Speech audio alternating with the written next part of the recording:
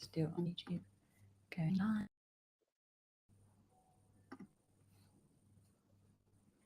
Amazing.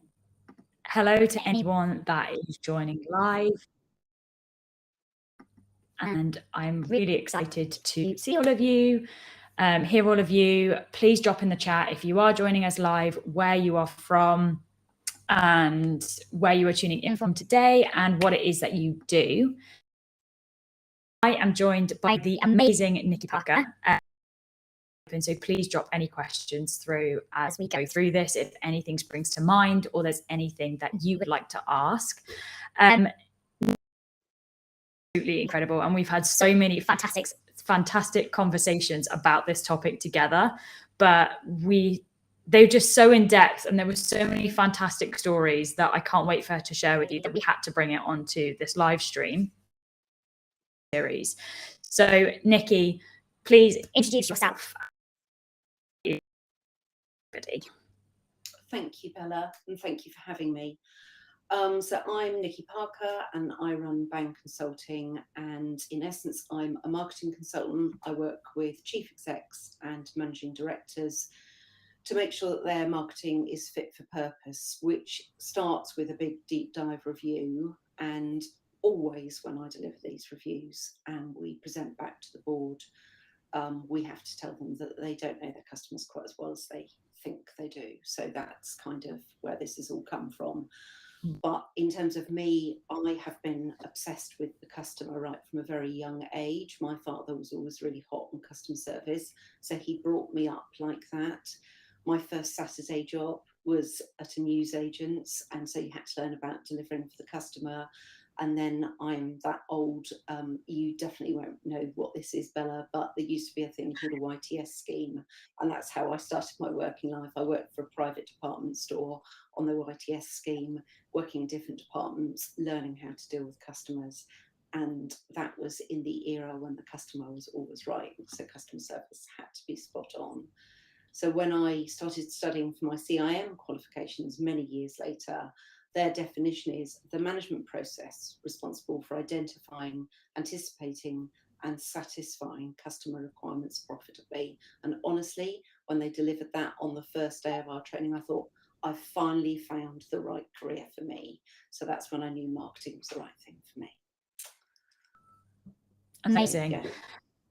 So I know obviously so much like wealth of experience dealing with customers, like when you think of customer centric, because I know when I speak to a lot of agents, whoever they might be, that customer centricity is kind of a bit of a fluffy topic to have. You. Okay, well, first of all, customer experience is something that drops out of being customer centric, but it is not the same thing. Customer centric is about the customer being at the heart of the business. It's baked into every part of the process of the business, even the bits that you forget that touch the customer, like invoicing and credit control, all of the operational aspects, how your building looks, how you answer the telephone. All those things are all about thinking about how they touch the customer. Would our customers like this? What would they say if they saw this? What would they say if we changed the way we did this? So it's about understanding the customers so well, and in every aspect of the business thinking, is this right for the customer? When you're recruiting, are these people that our customers would like? Does this fit with the ethos that we share with our customers? Yeah. Because you know everything about, or you start to build up good knowledge of the customer, it means your marketing is more effective, it means that your service delivery is more effective, and it means you start to wow the customer, you start to give the customer a great experience at every touch point.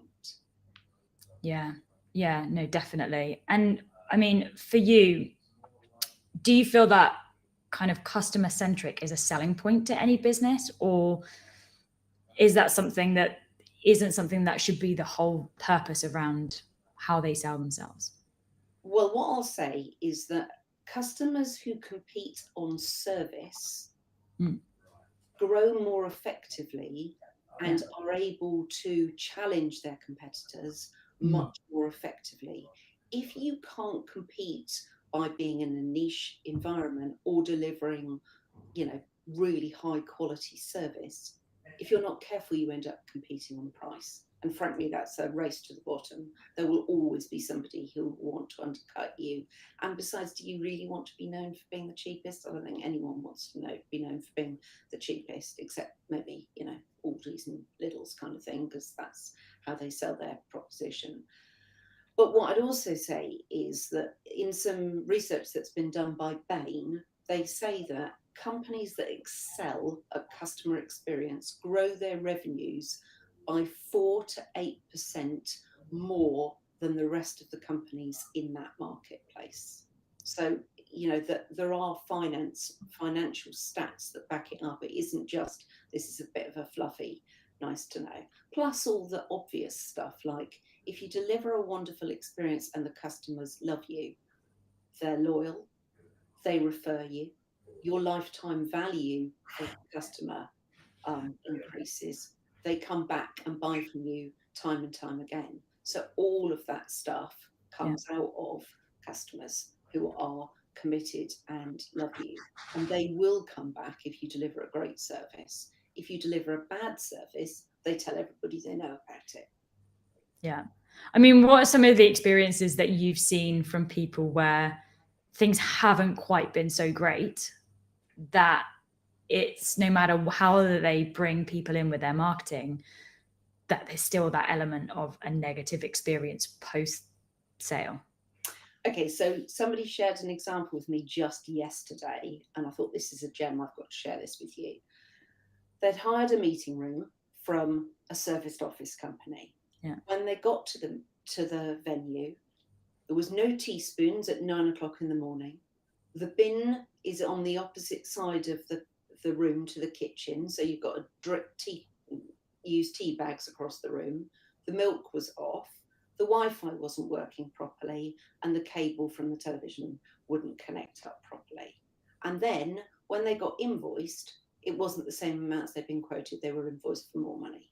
So you can imagine that despite how effective booking the meeting room was, is he ever going to use them again? No. When he's written to them to ask them why the invoice is different and to tell them about his experience, silence. Then he emailed somebody else, silence. So, it's a terrible experience. And I think that when people think that they're very focused on great customer service, we have to accept the fact that we all will get it wrong sometimes. We do, we're human. But what you need to do is very early on design what your customer complaints process is going to look like too, so that is seamless and smooth, and that when people complain, you have a really good, robust process to go through so that you capture it early and deal with it. One of my pet peeves is I complained to a company, an online company that does clothing. And in her response, the girl says, I hope you're having a wonderful day. And I'm like, well, of course I'm not having a wonderful day. You've really made me cross and I've complained to you. Why say something like that? What a ridiculous thing to say to somebody when they're annoyed. That's absolutely not the thing to say. Thank you for your email. I'm really, really sorry to hear you've had a bad experience. What can I do to work with you to improve this? Would be so much better and sounds genuine, because you have to be careful that you don't sound obsequious, but you do want to sound genuine, like you genuinely care, you are genuinely sorry that somehow or another something's gone wrong, and that you genuinely want to resolve the problem satisfactorily. But it just happens so often. Yeah. And I think you're right there. There's a huge point about that. And we are human, we do make mistakes, but what are some of the fundamentals of, whether it's through marketing, but also through that delivery process, what are some of the fundamentals that to you, I guess, are the most important things that, if nothing else, people should consider or make sure that they have in place? Do what you say you're going to do. Absolutely. Don't set yourself up for failure. Don't overpromise and underdeliver. Far better to go the other way. Obviously, you want to promise enough that makes you an attractive proposition someone wants to buy from you.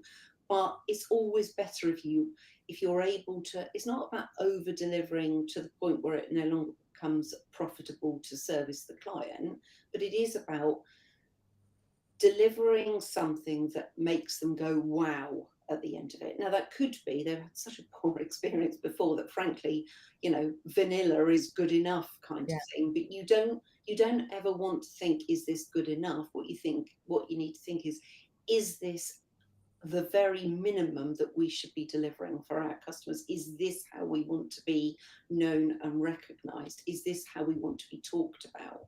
So that's the first thing. The second thing is train your staff properly. Train your staff how to deliver a great service and empower them to have the autonomy to be able to do certain things for themselves so that they feel like they own their part in the customer process. Whatever part in the process that is, give them the credibility and maturity to be able to make those decisions, because it improves staff morale, which helps with staff retention, because it also means that people aren't dealing with customers complaining all the time, because no one wants to listen to people moaning all the time. So a great example of that in practice, and although the hotel was prestigious, the cost to the business was zero. I went to an event at a hotel and I had my car valet parked. When I came back, I couldn't find the ticket for the car, but they saw me, recognised who I was and what my car was, drove the car up to the entrance for me. When I went round to get into the driver's door, the valet was holding the door open. I climbed in and he leaned in and said, "I see you have a letter on your passenger seat that's ready for posting. Would you like me to deliver that for you? Would you like me to post that for you?" Oh my God, of course I said, "Yes, please." All the way home, I had a grin from ear to ear. How many times have I dined out on that story? Hundreds of times. I blogged about it. I posted about it on social media. I just tell everyone this is one of the best examples of, you see, it doesn't have to cost you a fortune. You don't have to be in the B2C world. You don't have to be in hospitality to do this. This is something that any company could deliver. This is a no cost wow moment for a customer. And it just goes to show that your clients then become another marketing avenue for you, because you're then speaking about them everywhere that they possibly can. And that's a lot of, I know what I do with clients and what you do with clients is actually helping them to become advocates of you and your business.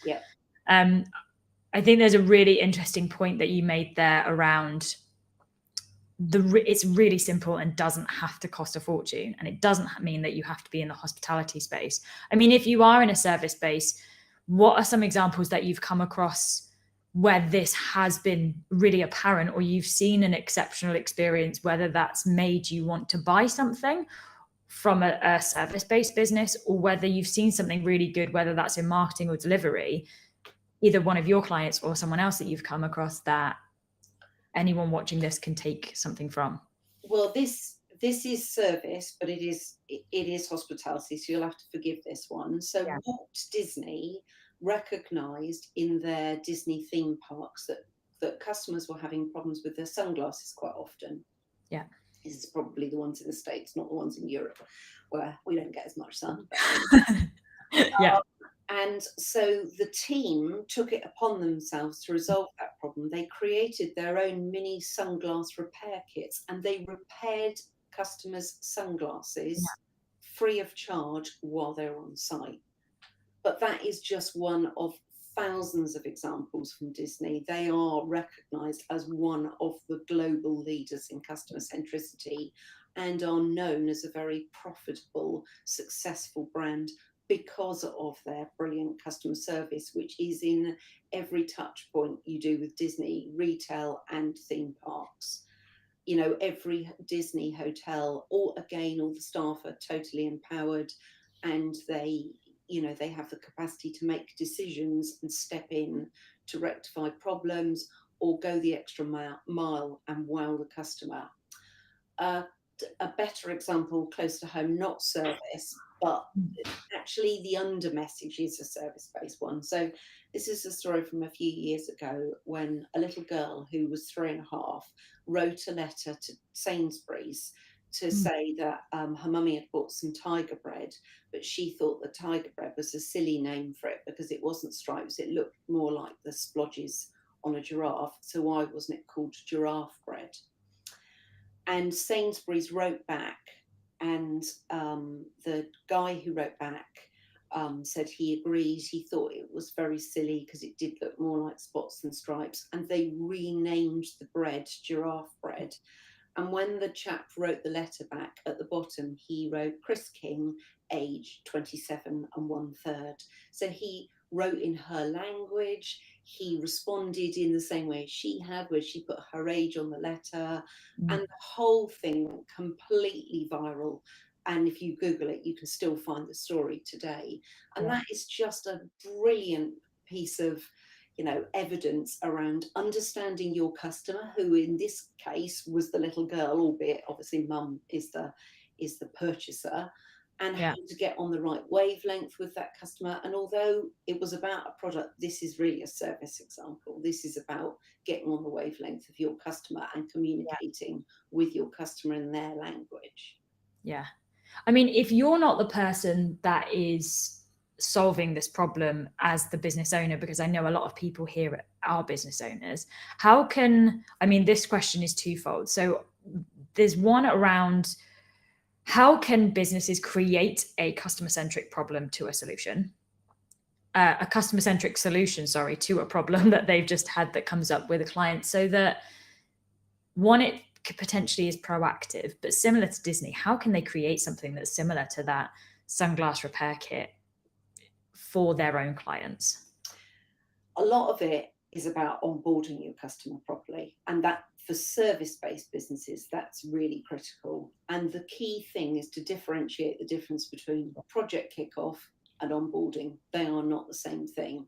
When you're doing project kickoff, you're interested in gathering as much information as you possibly can so that you can send the team away to crack on and get on with delivering on that project. But that doesn't help the customer, because it's all the stuff is going one way. You're asking the questions, the customer is rattling off the answers. That's it. But what you want to do with a good onboarding process is that warm feeling that you give the customer to reassure them at very early doors they've made the right decision.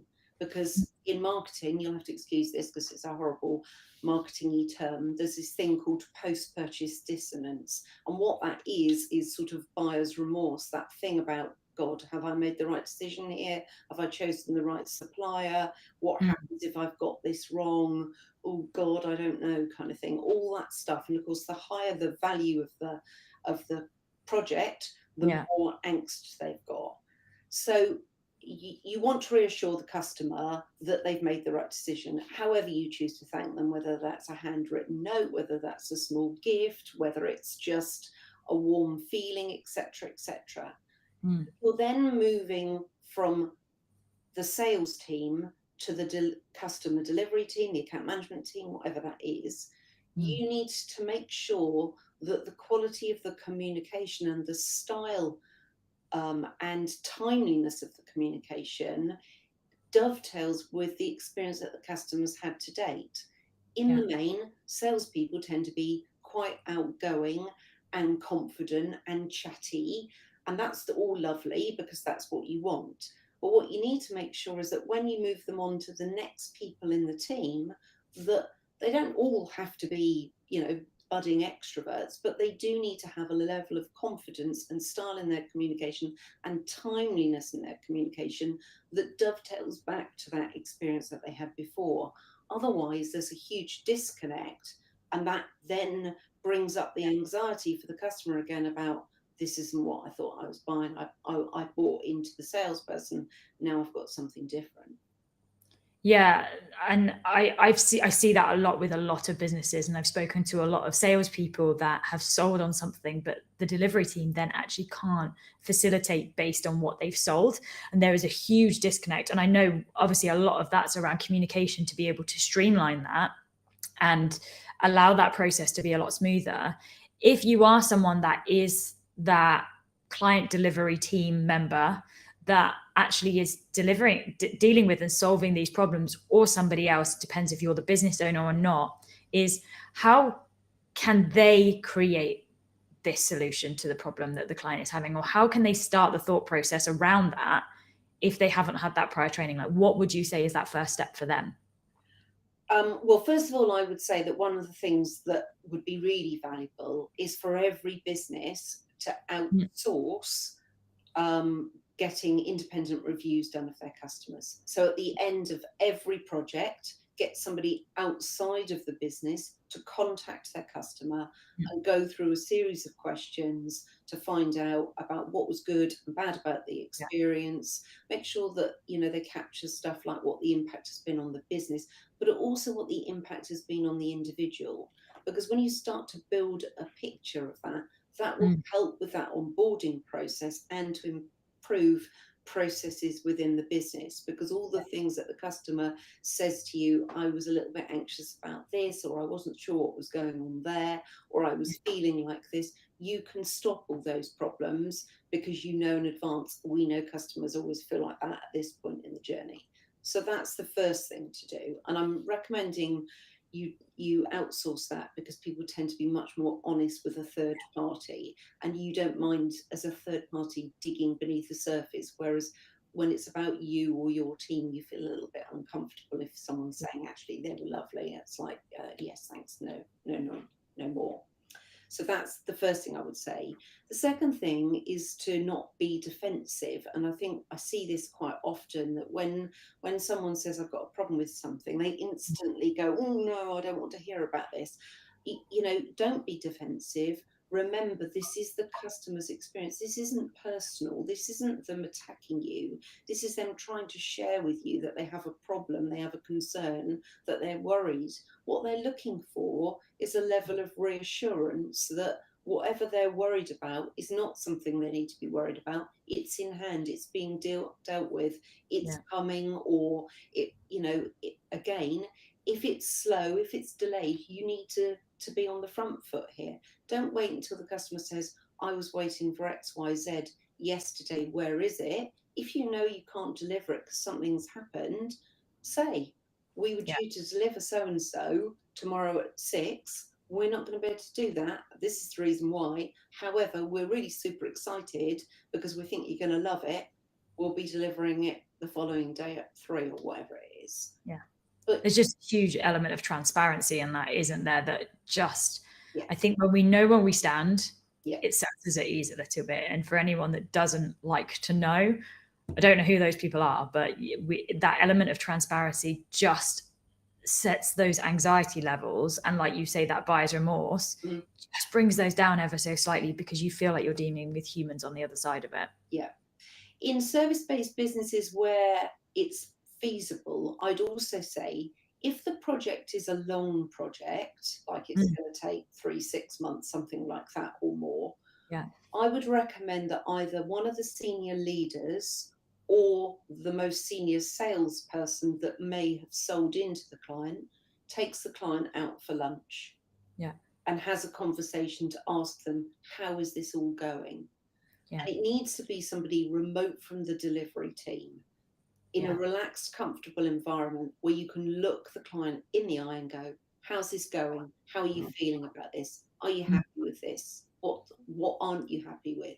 So that you're really capturing it, but in a relaxed atmosphere where you're picking up the bill, the client is having a nice lunch, and if something has gone wrong, suddenly it starts to dilute away in that environment, particularly if you've managed to develop a listening ear and a bit of sympathy and can say, okay, I'm really sorry, that's not right, let me deal with that. Better still, if you go prepared. So before you go to the client lunch, it's a good idea to check in with the delivery team. How is XYZ project going? What are the challenges on that? So you don't go to the lunch and end up with your mouth open looking agog because that's the first time about it. Yeah, it makes a lot of sense. That really does. And there's nothing more beneficial than actually everyone knowing where things are and being on the same page. There's there's nothing more frustrating as being a client and someone saying, I'm not sure what's going on there, but let me ask about it. You should know immediately what is happening with each individual project so that you know when a client comes to you that you can give them the answer straight away. Yeah. Or almost straight away, as you know, as much in advance or as close to that question as possible. I mean, when it comes to marketing, so looking at winning more business, and a business is really customer centric, they've got great customer feedback, their clients are relatively happy. How does that come across, or that customer centricity for you? How is that translated into upfront marketing? How can we use that to help us win more business? Well, first of all, if you have a loyal customer base, which you will have if you're very customer centric, they will do your marketing for you to some degree. So they tend to talk about you on social media. If you put out posts on social media, they'll share it, or they'll say they've used that product or that service and they're very pleased with it. They'll recommend colleagues to work with you as well, so you'll get that. They'll buy more from you, so their lifetime value will increase. So all of that helps, but equally, you start to hear the language of the customer. You start to hear the challenges from the customer's perspective. So instead of us imagining, oh, the client needs a new website or a new will written or whatever other service it might be, you hear what the customer thinks they need. And what the customer thinks they need is probably not a new website. They need a new shop window, or they're worried about sales stagnating and they think the website might be the solution to that. So understanding what they think their problem is, and then how you have solved that problem for clients in the past, helps you to improve the language that you use.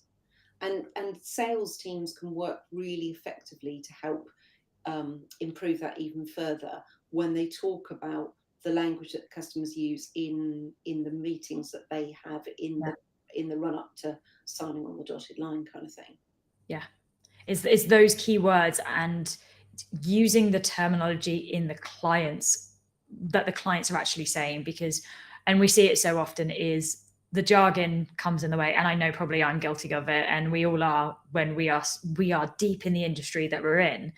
We often have to go, well, clients don't actually know what it is that we're talking about. We often have to give them a dictionary of terms when they come on board with us.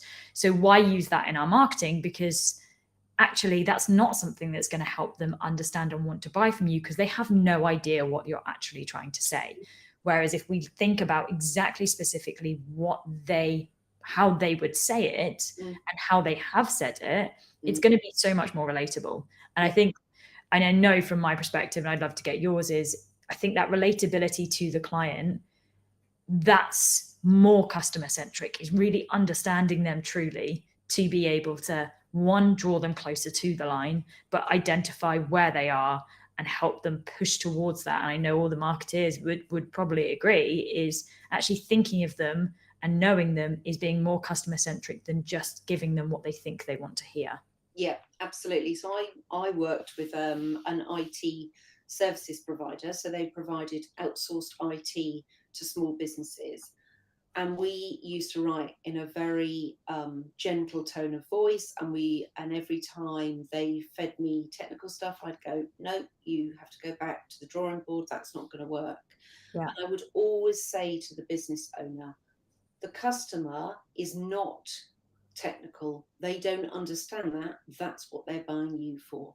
They don't care what you do as long as their IT works. They're not buying the Okie Kokie 500. They don't care what the piece of equipment is called, how many RAMs or bytes or bits or other bits and pieces it's got. What they want to know is, does it work?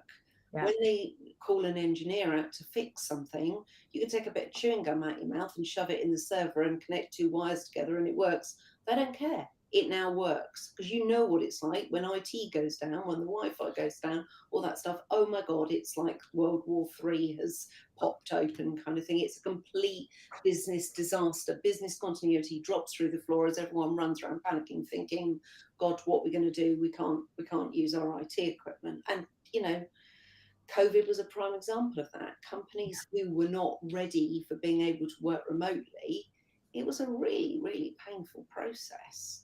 Yeah, definitely. I mean, so thank you so much. I'm being mindful, obviously, of the time and that we are hitting on the half an hour mark.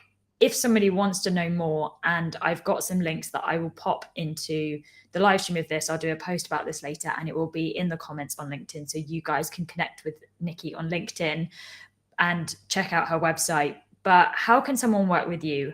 And is there anything that they can do immediately to be able to develop a more customer-centric approach to their marketing to win more clients immediately?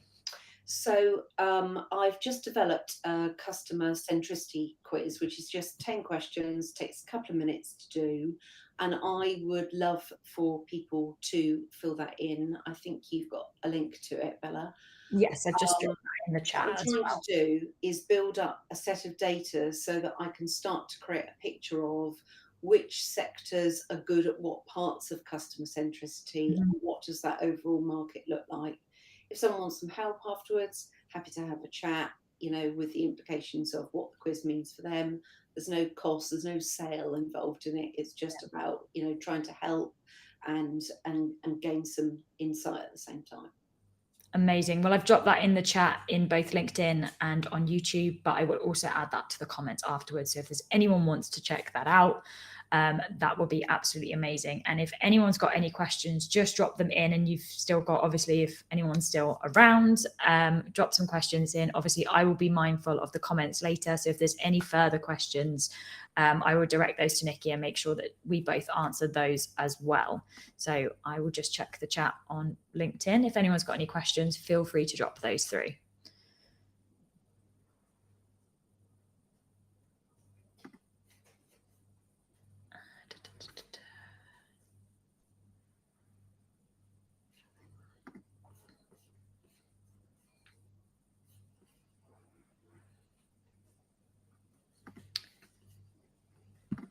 And with that, obviously, if there's no questions, that's no worries. There might be a slight delay on this. So I'll make sure that if those do go into the chat once we finish this live stream, I'll make sure that we get to answering those. And thank you again so much, Nicky, for joining me today and this incredible conversation. And I hope that everyone got some really practical nuggets to take away from this. I know I did. And I look forward to my next live next week. And I want just thank you again. It was absolutely incredible. Thank you, Bella, for having me. No worries at all.